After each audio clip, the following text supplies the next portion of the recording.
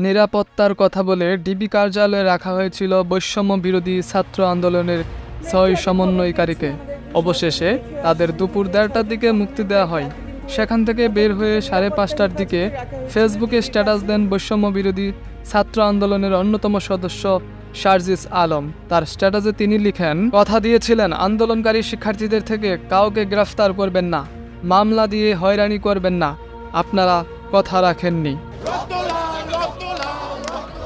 প্রশাসনকে উদ্দেশ্য করে বলা হয়, আপনারা আমার বিশ্ববিদ্যালয়ের শিক্ষকদের উপর আঘাত করেছেন, সারা দেশে আমার স্কুল কলেজের ভাই বোনদের উপর লাঠি চার্জ করেছেন, যাকে ইচ্ছা তাকে জেলে পাঠিয়েছেন, আন্দোলনকারীকে খুঁজে না পেলে বাসা থেকে বাইকে তুলে নিয়েছেন, বাবাকে হুমকি দিয়েছেন।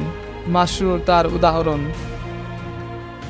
যারা একটিবারের জন্য এই আন্দোলনে এসেছে তারা শান্তিতে ঘুমাতে পারে না, গ্রেফতারের ভয়ে থাকে। এমন অনেকে আছে যাদের পরিবার এখনও তাদের খোঁজ পায়নি।